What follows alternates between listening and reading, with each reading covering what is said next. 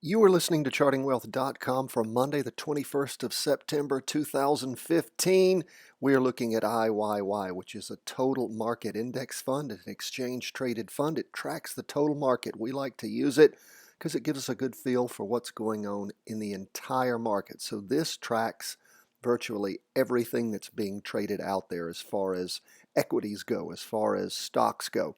What do we see? Well, for those of you who are new, we look back on the 24th. This was the big, huge down day, and the market attempted to recover. It looks like a big snake, doesn't it? Before, there was actual up and down movement, but because of this huge down move on the 24th, and again, we're looking at a two-day chart. Those who are listening, I'll try to explain to you, if you're just on audio, what we're actually seeing. And it's just a gigantic down move in one day, a huge wick about 3 times the length of the down candle. Well, that skewed everything. So now we have, for a while it looked like a snake with a head. Now we've got this, I guess you could say, a huge head on a very narrow little body. And what we see happening is a sideways slide. Now here's what's interesting and what we're paying attention to. We drew this self-imposed, this purple line is a line that I drew horizontally to show where there appeared to be a ceiling. Well, on the 17th, when we had the Fed meeting, and I'm looking at the candle for the 17th, which represents actually 2 days, so that day and the day before it, for the 16th and 17th, what we actually see happening is we see a push up through our self-imposed, and again, we could fluctuate this line a few digits above and below, but it pushed through slightly. The market got exuberant and went up. There's a wick on top of this candle, showed that it got pushed even further up by the bulls, but pulled down by the bears. And then what happened on Friday? Well, the market rolled back over, actually opened below and continued to trundle down during the course of the day. What does that mean for us? Well, it means that as the market got to digest that Fed news, it might not have liked what it heard. Let's look at the 4-hour chart. You can see that even better. Nothing's crossed over going down yet, but it appears to be getting quite close. So let's continue to figure out just what's going on by looking not only at the total market, but now let's go to SPY. What is it? Well, it's the Standard & Poor's 500, so it's 500 big companies. And again, we see the same thing. I drew this purple line representing, again, a horizontal line representing where it looked like there was a self-imposed ceiling. It went right up to it, just a little bit past it. And again, I could have fluctuated a little bit more, but I tried to base it on where it had tapped up to that point over the couple of weeks prior. And then it rolled back down. We see the same kind of pattern. Again, we're in a confirmed up move on the big chart. We haven't crossed over going down yet. And when we look at the small chart, that is the 4-hour chart, half-day chart, we see the same thing. Not yet crossed over, so on Monday it could bounce back up.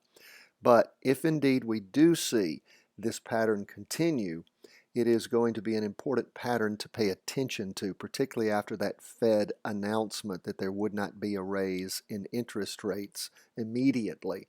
So again, the way that language was parsed and the way that the market received it, that's the beautiful thing, folks, about following the charts and not the media noise and what they tell you.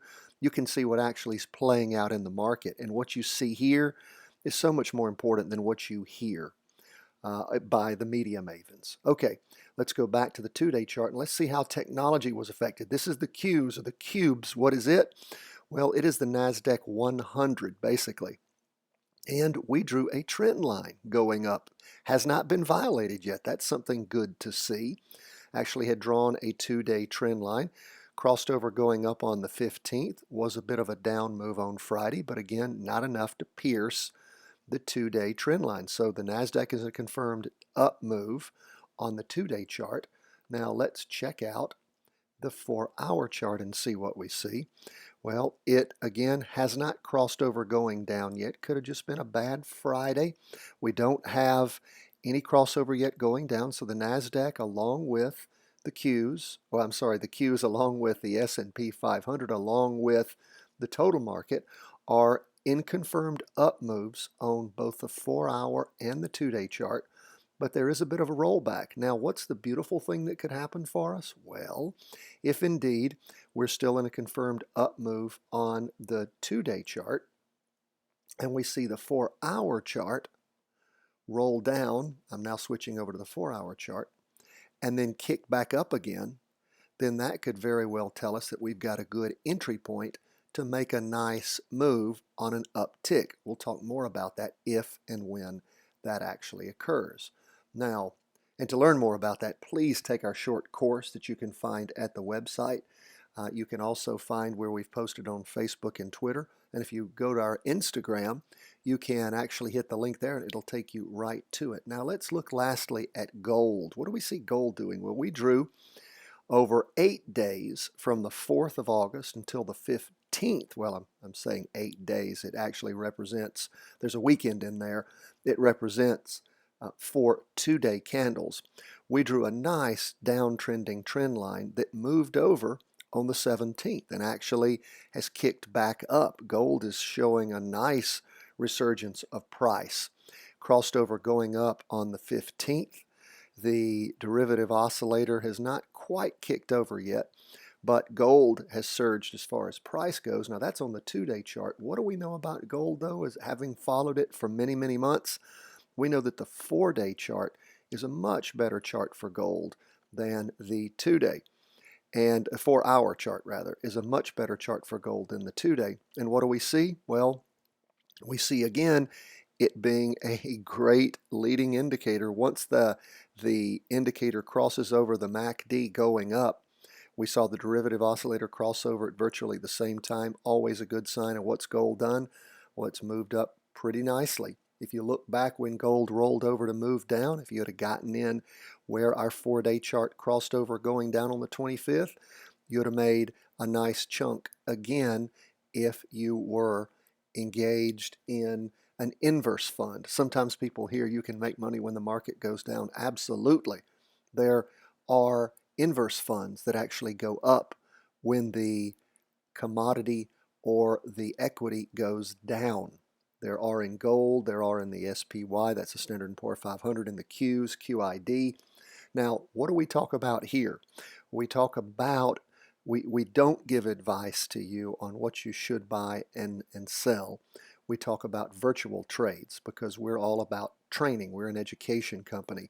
And again, I would encourage you, open up your portfolio, put $1 million of virtual cash in, and then start trading. Start paying attention to the charts every day. Follow us.